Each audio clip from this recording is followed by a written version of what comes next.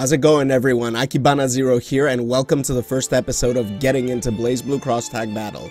This series aims to help RWBY fans, as well as other fighting game newcomers who are interested in the game, to get started with its characters, mechanics, and fundamental skills.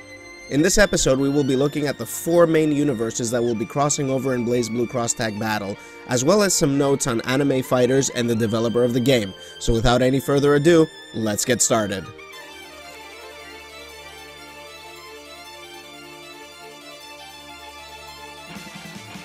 The developer of the game is Arc System Works, or ArcSys for short.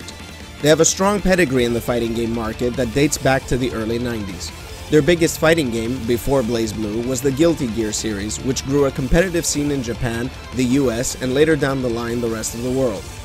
ArcSys is known for its smoothly animated characters and variety of game mechanics. They've also made some of the most popular anime fighters like Guilty Gear, BlazBlue, and Persona 4 Arena, and have recently been tasked with making the upcoming Dragon Ball FighterZ 3 vs 3 fighting game. RWBY fans couldn't have asked for a better developer to handle their favorite characters in their first foray into the world of fighting games. Now let's talk about the 4 universes that we will be seeing in the game, beginning with its namesake, the BlazBlue series. BlazBlue was first released in arcades in Japan in the early 2000s. The game was ArcSys' first attempt at making a 2D, hand-drawn game at high-definition resolution. For some, it was considered as Guilty Gear Light because of simpler button layouts and the introduction of the drive mechanic, a single button that allowed players to execute their characters' defining attacks and mechanics. Despite this, BlazBlue quickly became a game with a solid competitive scene that later became a staple in worldwide events such as EVO. Aside from its competitive side, the game in its latest iteration, Central Fiction, features a robust story mode that anime fans will appreciate, tutorial and practice modes for new players to get into the game, as well as other single-player and online content. I recommend it as one of the easiest anime fighters to get into if you have never touched a fighting game before. Even if you don't want to get into online multiplayer, the single-player content should give you tons of hours of entertainment. If you just want to experience the story of the BlazBlue universe, you would actually need to start playing from the very first iteration, Calamity Trigger, so I recommend YouTubing all the past story modes before diving into Central Fiction. Now let's dive into Persona 4 Arena.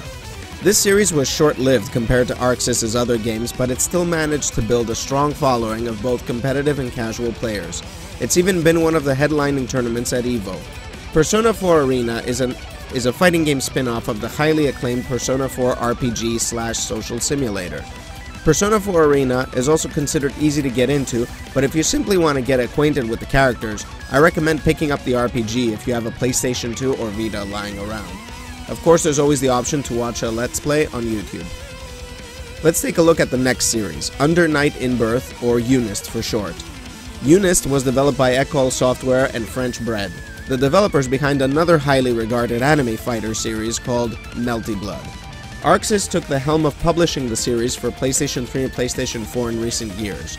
UNIST is a fighting game that's considered easy to learn but hard to master because of its simple fundamental controls and deep game mechanics. Each character is unique with well-defined playstyles.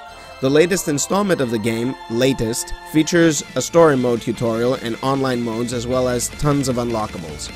As of this video, the game hasn't been released yet in North America and EU, and is slated to be released in these territories in early 2018.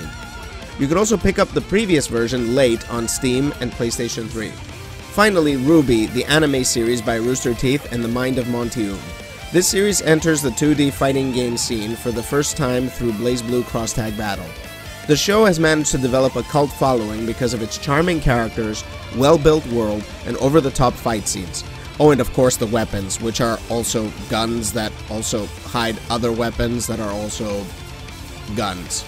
So far we know of 2 confirmed RWBY characters, Ruby Rose and Weiss Schnee, and ArcSys has done a great job bringing them into this clash of fighting game universes. Their sprites stay true to the show's aesthetic while fitting in perfectly with the rest of the game's cast. The most impressive part about BlazBlue Crosstag Battle is how ArcSys has been able to take all of these characters and put them into this game and make them actually look and feel like they fit in the same game together. I hope you enjoyed this video and learned something. Which of the 4 universes are you most excited to get into? Sound off in the comments section below. If you enjoyed this short primer, please leave the video a like because it helps my channel a lot. And for more BlazBlue Crosstag Battle content, be sure to subscribe, and I will catch you next time.